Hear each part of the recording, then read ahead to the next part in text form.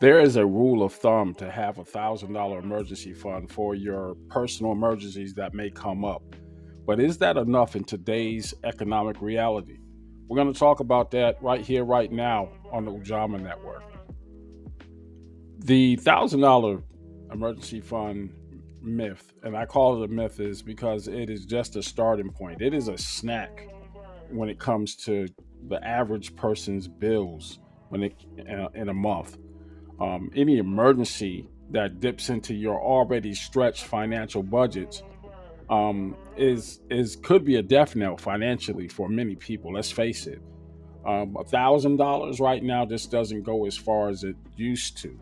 It was a time if your engine blew in your car, $400 or $500 would do it.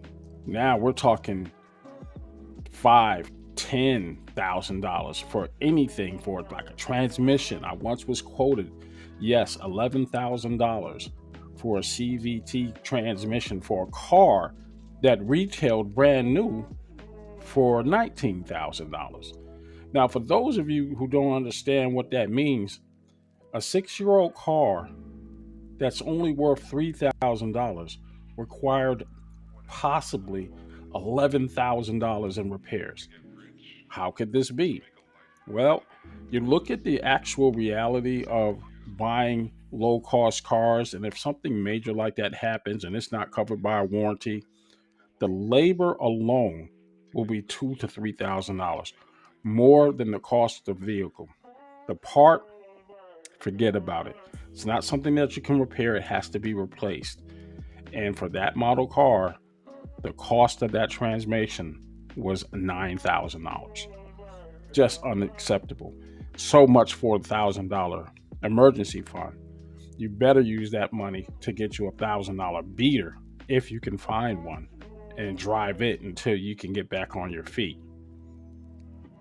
So, no, $1,000 might not cover your emergency fund, but it is a start.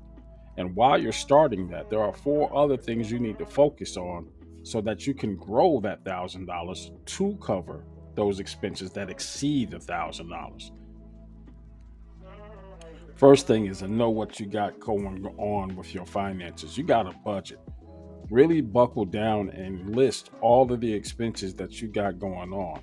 So even if you are making considerable amount of income, it does you no good if your expenses exceeds that or equals your income. You're not making any traction. A budget is the first step in knowing where you are and where you got to go. You got to identify these things. I've gone ahead and put a example or actually a downloadable file on my web page that you can use, you can download and copy so that you can isolate what you got going on and then move on to the next step, which is making some cuts. Fact of the matter is, we spend far too much on just stupid stuff, which brings me to another download I'm going to give you access to, and it's a petition to sign up for subscription service reform.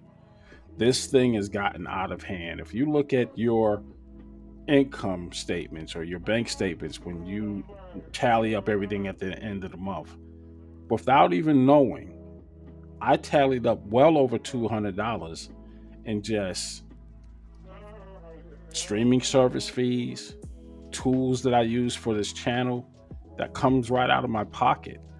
$10 here, $20 here. I had to do some serious soul searching. It's like, is this worth it? Are these reruns that I keep watching worth it?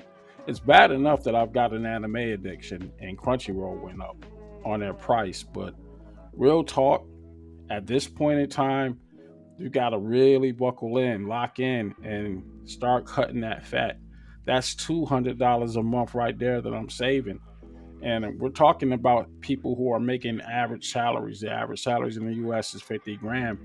$200 at the end of the year, that's 2,400 bucks. That's a lot of money.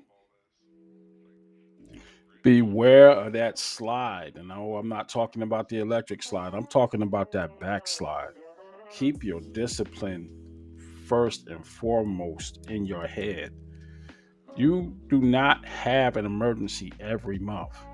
And if you do, you're doing something very, very wrong. Emergencies are those things that, whoa, it popped up. I don't have to dip into my pocket to pay it. But if you can dip into your pocket before you tap that emergency fund, do that. Make sacrifices there. It's all about discipline. You got to tell yourself, I'm not touching this $1,000. No, I don't have a PlayStation 5 still, but I got this $1,000 fund. I can go ahead and do that. No, you don't. You know, tickets to a concert, show, bro. Leave that piece right where it's at until you have an emergency. And when that emergency comes up, again, it may just be a band aid, but it's a bigger band aid than nothing at all. And the last thing is rinse, repeat, and grow. Listen, you don't have to start off with $1,000. If you can only do $100, cool. This month, this week, whatever. But eventually you get to that $1,000 and you do not touch it.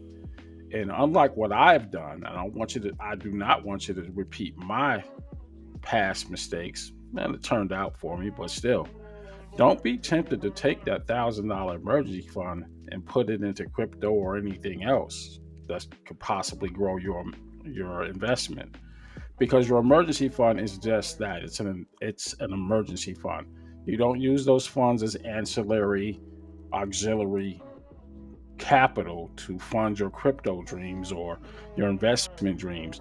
No, it's got a purpose. Its purpose is to make sure you don't fall flat on your face when things get rough. Now, I've done this in the past. It's worked out for me, but there was an opportunity or a chance that it couldn't.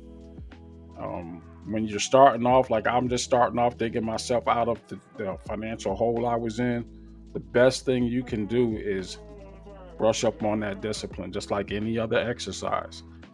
That muscle gets stronger the more you work it, and so will your bank account. Let me know what you thought about this comment or this content, and I'll talk to you very, very soon.